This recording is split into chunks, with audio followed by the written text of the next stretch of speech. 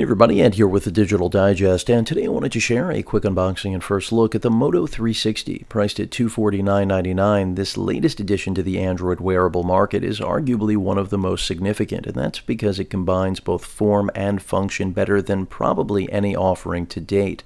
Of course, the LG G Watch R is right around the corner and also does a very good job, or at least initially looks to be a very competent competitor to the Moto 360. But this is here, and it is available now at $250. It is expensive, but pretty much, I would say, in line with just about all of the competition, whether you're looking at Samsung.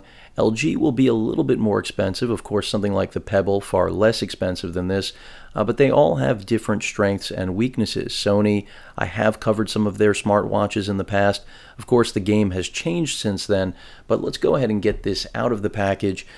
In terms of the experience that Android wearables offer, it's pretty much standard across the board, no matter what manufacturer you go with. So whether we're talking about Motorola, at least Samsung, LG, when it comes to wearables as a standard, the program is about uniformity and really giving the hardware manufacturers at least the ability to create whatever they decide.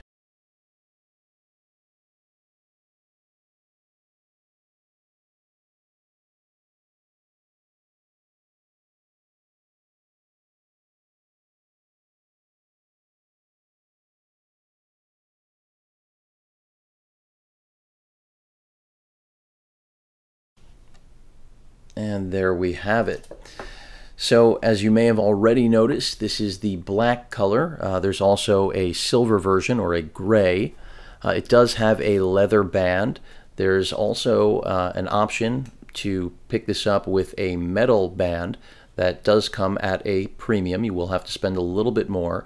As you can see, the face of the watch, not as big as you might think. I think when a lot of us, at least myself included, saw this watch in previews, I thought it was going to be gigantic, but the reality is it isn't that large. Now the screen is 1.56 inches.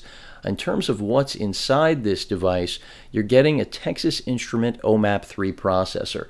In fact, it's the exact same chip pretty much as you would find in this Droid handset that is more than a few years old, to say the least. But it's pretty impressive because when you think about it, that phone I just showed you has pretty much been condensed into this device that we're looking at here. So this watch has, as I just mentioned, an OMAP 3 processor, which even though it's old, it's competent for what we plan to do here in the wearable market. 512 megs of RAM, 4 gigs of internal storage, and of course, Bluetooth is what we're working with here, 4.0 SE. And it's going to pair up with your phone, let's say something like the Moto X, which in my opinion is still one of the best devices, even though it has been updated. I really think this is very competent in today's market. In fact, I think when you look at it in its form and what it's capable of doing and how well it does everything, I mean, the software is just fantastic. It really is competent with just about everything out there, including the brand new Moto X, which is just an improvement on it in many ways, but I wish a little bit more. Not enough for me personally to jump to. But back to the watch. So a perfect pairing here, but keep in mind the experience is going to be uniform no matter which Android phone you're working with, as long as you have an actual updated current version. I believe you have to be 4.3 and up. Now in terms of on wrist, I'm going to go ahead and put this on so you get an idea of exactly what it looks like, at least on my wrist.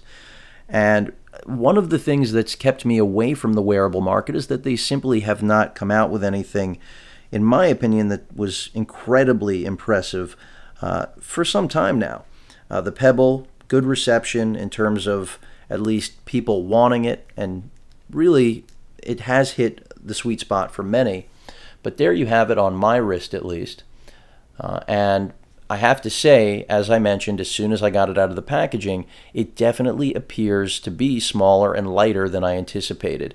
Now let's talk about battery life, because I just told you this is pretty much a smartphone on your wrist, but it really is one directional. You're only going to be getting notifications and then getting rid of them for the most part. You do have the ability to use some voice commands on here. It does have a heart rate monitor, you know, a bevy of different features. You also have a pedometer, so you can actually count steps. So it does have features. Motorola did take into account that they have made watches in the past that were sports, or I should say fitness lifestyle centric, that weren't the same success that at least the 360 seems to be right now out of the gate. And that's because right now the 360 is pretty much sold out everywhere. It utilizes inductive charging. That's wireless charging, Qi certified, comes with its own dock. You can see right here.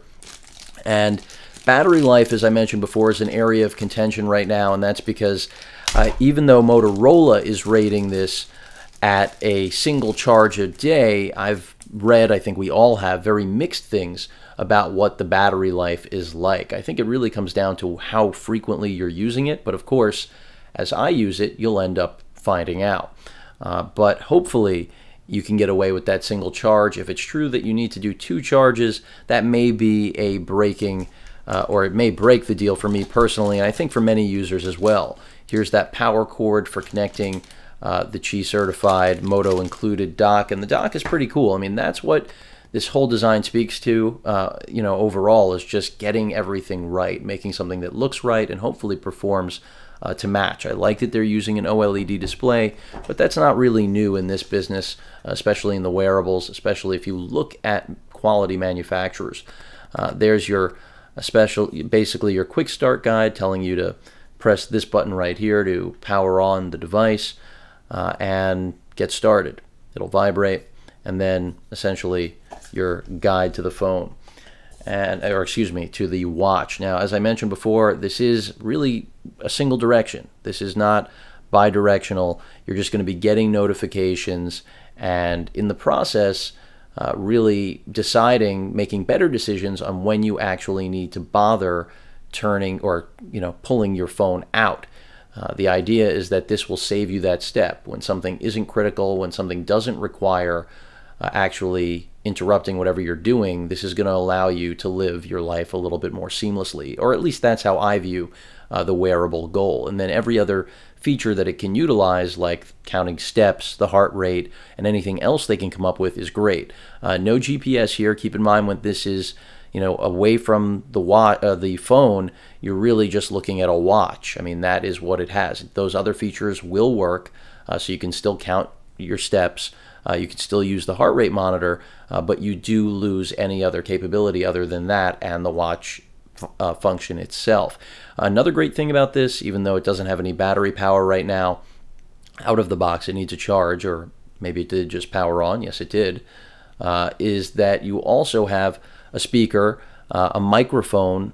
The microphone is going to allow you to essentially use Google Voice search commands, so you can set reminders. That is really the best way to use this device, as odd as that may sound. No one's trying to pull a Dick Tracy. It doesn't really come off so well in public, clearly, but the idea does actually come through on this, and it does work. You can see already the screen looks quite nice. Android Wear itself, in terms of the formatting, at least right now, I don't believe is optimized to these circular displays, but rather square displays, but I'm sure that will change with time, since LG also has gone with a circular face. And the actual clock faces on here, I think there are 8 different, at least from what I've seen, are also the most attractive. So not only do you have the best design in the actual engineering and hardware, I won't say that's the beefiest, as I mentioned before. They could have done better with the processor, no question about it. I do think half a gig of RAM is sufficient for what this device does, and you can argue that the actual processor is enough as well. But when it comes to actually having decent looking, different skins for the actual watch, that's incredibly important for a device that is literally a watch at the end of the day. I mean, that is what we're looking at here. And you can see it just dimmed. I had to bring it back up. And that's one thing I'm hoping battery life ends up trumping as this technology in general gets better. For many, they'll have absolutely no use for a device like this. They'll say, I can just go to my phone. Why would I want to use this?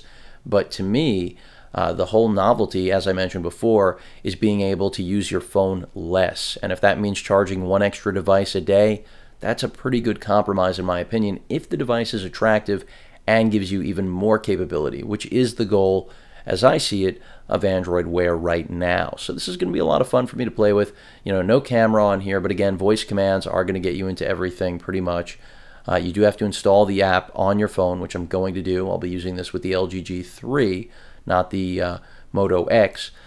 That's a backup, but again, great combo to have the Moto X in this, and the design and engineering and throughput of both devices is really, I think, some of the best in the entire mobile business. So high expectations for this. The only real downside that I've seen, heard about is, again, that battery life. So I'll be testing it and letting all of you know. Hope you enjoyed the unboxing. If you have any questions or comments, please feel free to post them. And of course, as usual, please feel free to subscribe. Later.